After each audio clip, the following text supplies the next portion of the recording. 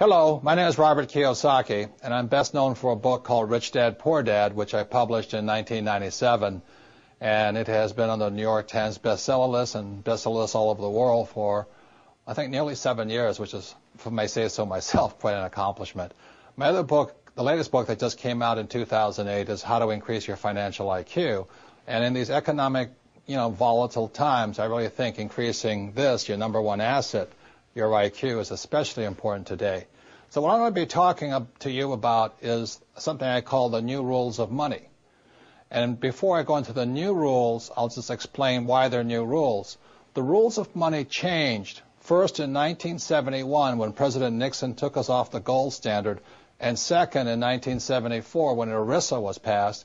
And ERISA now is known as a 401k. The reason ERISA is so important, or 1974 is so important, it meant to all employees that you no longer had a paycheck for life. The company was not going to take care of you for the rest of your life. So 1974 meant you had to now sort of save and invest enough money so that you could afford to pay yourself a paycheck for the rest of your life. So that's why after 1971 and 1974, the rules of money changed. So before I go into the new rules, I'd like to go into the old rules.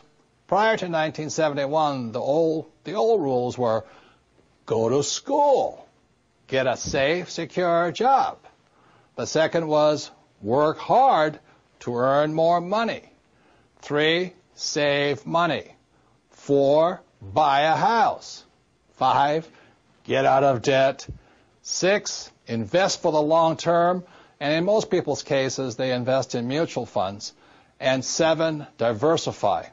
So those are the old rules, and when I talk to even young people today, people under 20 years old, they still say the same thing. I'm going to school to get a safe, secure job. I'm going to work hard to make a lot of money. I'm going to save money. I'm going to buy a house. I'm going to get out of debt. I'm going to invest for the long term in mutual funds, and I'm going to diversify. Those are the old rules. What I'm going to go into today are the new rules, and again, the new rules came in after 1971 and 74. So let me talk about the new rules. Let's take this word here, school. Before 1971 and 1974, you could just go to school and get a job and all those types of things. But today, after 1971 and 74, people need to know you need more education than the school systems provide. For example, one type of education our schools provide for is a thing called academic. And I don't spell very well, so if I misspell something, let me know. But academic means reading, writing, and arithmetic. That's very important. Rule number 2 you have to learn in school is professional. So, after I graduate from high school or college or whatever it is, do I go on to law school, or do I go to trade school, become a plumber, or to learn to be a webmaster, whatever it is? So it's academic and professional education. This is also very important. Our schools do a pretty good job of that. The third type of education that's important after 1971 and 74, the third is financial education. And this is why people are in financial trouble today. Because our school systems have very little, if any, financial education. And the only kind of financial education many school teachers are teaching kids is stuff they know, which is get a safe, secure job, work hard, save money, get out of debt, invest in a house, and invest in mutual funds. That is inadequate financial education today. And the Rich Dad Company is an educational company that provides financial education appropriate to these times. So that's the first set of new rules. The new rule is after 1971 and 74, we all need more financial education and invest in our greatest asset, our minds, or increasing our financial IQ.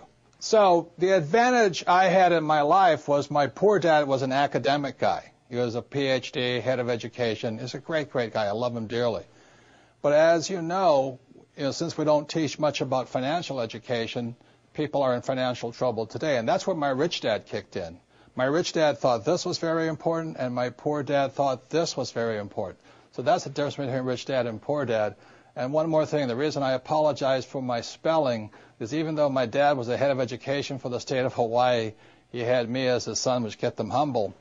And I flunked out of high school twice because I could not spell.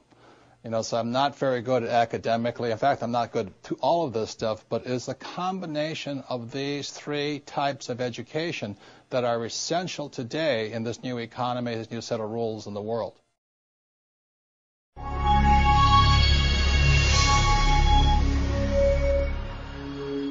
So the second rule that's changed is these two words here, job and work. And again, it goes back to the rule changes in 71 and 74. One of the first things that changed is that this comes from my book, the second book in the Rich Dad series, is the cash flow quadrant. And my Rich Dad said there's four basic people in the world of business. They're employees, self-employed or small business or specialists like a doctor or attorney. There's big business, and there's an investor. So what happens is the reason people get in financial trouble, since they don't have any financial education, well, they do get a job, and they either get a job as an employee or they get a job as a specialist, like a doctor, a lawyer, small business person, and all this. So this is what our school systems currently train people to be, and that's why you hear people say, I'm going to go to school so I can get a safe, secure job. And most of the time, they're over here, and that was my poor dad. He wanted me to get a job here. My mother wanted to become a doctor, a smart person. And I said, Mom, there's only one problem with me being a doctor is I'm not smart. She says, good point there. You probably shouldn't be a doctor, and things like this. Now, the other thing that most people do not know is the tax laws for all four of these people are different. The employees pay the highest percentage of taxes. Second are the specialists, like the doctors, lawyers, accountants. And these guys pay the least and sometimes zero taxes. So that's what's changing, is because we need to know, as part of our financial education, is how does tax affect our lives? And taxes are our single largest expense. And given the national debt of most countries and the U.S., they're going to keep raising taxes somehow, sales tax, gas tax, whatever the case is. The Rich Dad Company trains people to work over here, to either become an entrepreneur like Bill Gates or Steve Jobs or Branson or Rupert Murdoch, some big entrepreneur, my friend Donald Trump, or to be an investor like Warren Buffett or George Soros, things like this. So the Rich Dad Company trains people to work or to think like B's and I's. The trouble with most E's, the reason they don't make it well over here, is they're so into security. I need job security. And these guys here, the specialists, they say, if you want it done right, you do it by yourself. So they get taxed the most and all this. Another point here is the reason the governments of the world give these guys the tax breaks is because these guys provide the jobs, and these guys provide the investment money to build new houses and factories and things like this. So that's why these guys get the tax breaks here. So another reason people are in financial trouble is after 1974, all of these guys had to start becoming investors. And that's why in 1974 in America it's called the 401k. And the problem with that is the most highly taxed investment vehicle you can put your money into. So because of a lack of financial education, people are investing in 401ks and mutual funds and still paying exceptionally high taxes. Another part of your financial IQ is to know there's three types of income. So if you're going to say work hard, most people are working hard for earned income, and that's what these guys are working for. The trouble with earned income in America, your tax rate's approximately 50%, whereas Warren Buffett says it's a shame that his secretary pays a higher percentage in taxes than he did, although he makes billions of dollars. So when you say to a child, go to school and get a safe, secure job, you tell them to work for earned income, the worst type of income. The second type of income is portfolio income.